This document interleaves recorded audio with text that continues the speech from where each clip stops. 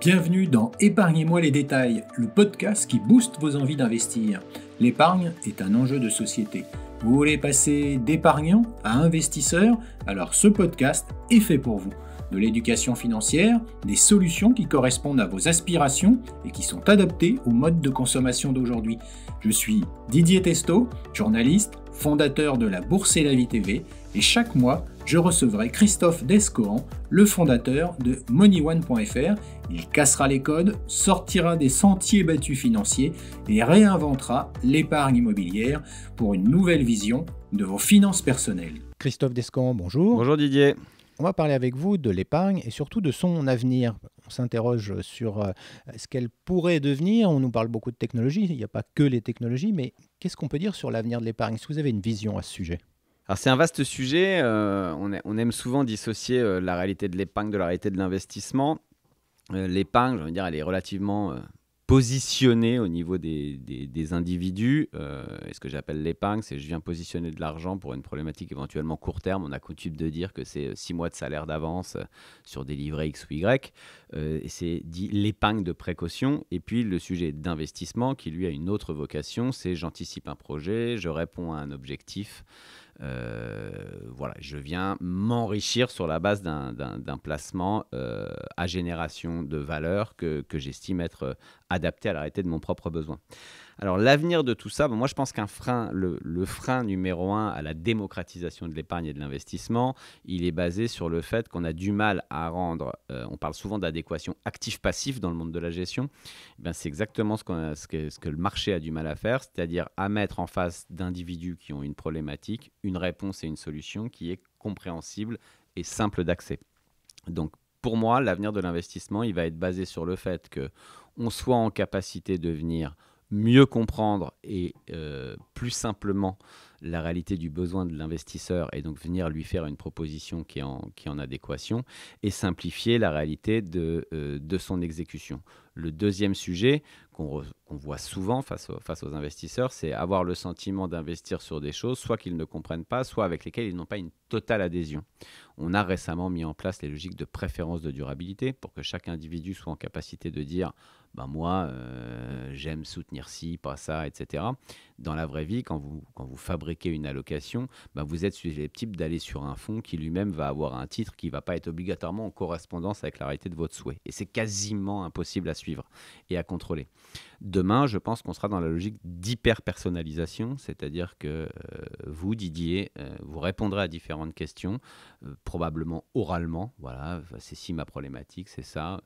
J'ai pas du tout envie d'investir dans des small caps, j'ai pas du tout envie d'investir dans telle zone géographique du monde parce que c'est mes convictions personnelles, etc., etc. Et là, on fera un portefeuille qui sera parfaitement dédié à la réalité de votre problématique. Et ça, demain, je suis assez convaincu du fait que ça simplifiera. Donc, il y aura d'un côté ce qu'on appelle l'onboarding client, c'est-à-dire je simplifie la manière de pouvoir être un investisseur en capacité d'investir. Et deuxièmement, je donne une réponse qui est dédiée, parfaitement personnelle à la réalité de ce besoin.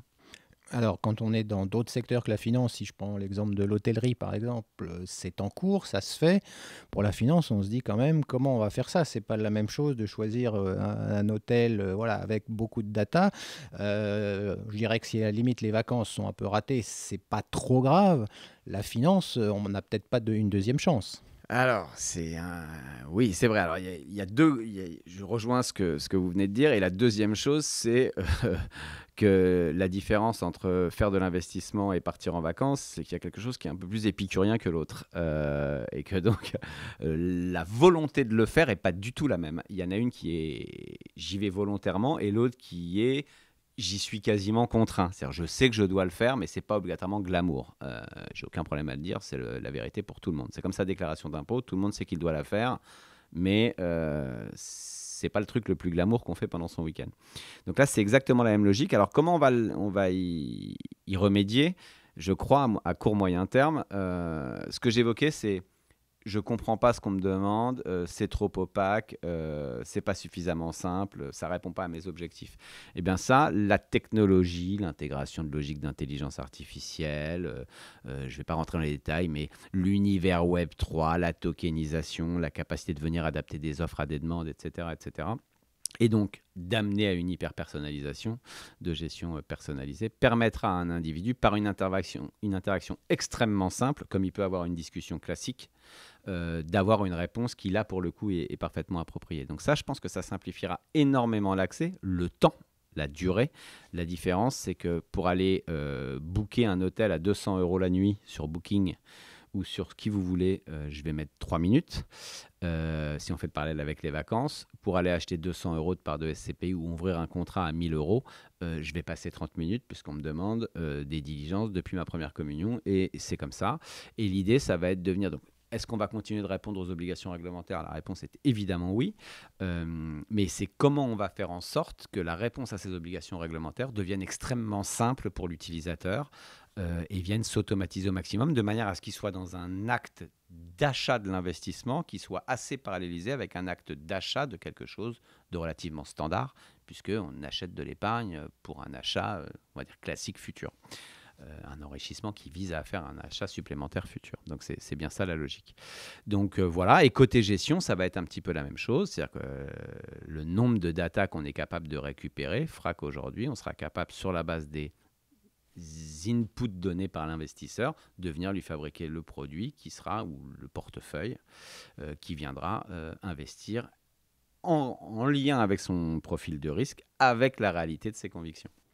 Peut-être le mot de conclusion, ça veut dire qu'avec tous ces outils-là, je suis susceptible de voir mon portefeuille peut-être beaucoup plus évoluer en fonction de mes demandes, de ma situation personnelle à l'instant T durant ma vie. Exactement. Alors l'idée, ça serait ça. Alors on peut imaginer pas mal de choses, c'est-à-dire une révision régulière de la réalité de vos convictions, de qui vous êtes. On va évoluer dans la vie en termes de salaire, je deviens parent, j'ai d'autres problématiques, etc. Donc ils peuvent avoir une influence effectivement sur la gestion de ce portefeuille. Il peut y avoir des éléments de marché, bien évidemment. Et puis, on peut même imaginer, c'est des choses qui existent déjà d'un point de vue collectif, mais qu'on peut imaginer dans l'hyper-personnalisation, qui est de dire, bah voilà, j'ai 40 ans, je vais partir à la retraite à 70, et il y a une courbe assez évidente du système qui vient dépondérer en risque au fur et à mesure qu'on s'approche de l'échéance donnée. Enfin, il y a 1000 manières de l'opérer. Et puis, on a le droit de changer de conviction aussi. On a le droit de détester une zone géographique, puis de la réaimer.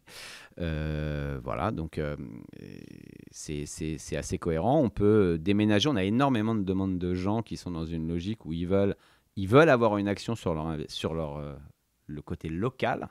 Ils veulent aider à la création d'emplois localement, etc. Ça, c'est pas toujours facile sur les marchés. Mais en tout cas, quand on peut le faire, on peut le faire. Et les gens peuvent décider que c'est plus à tel endroit, mais à tel autre, etc. etc. Donc, oui. Merci beaucoup, Christophe Descours. Merci. MoneyOne.fr, investir, maintenant c'est comme ça.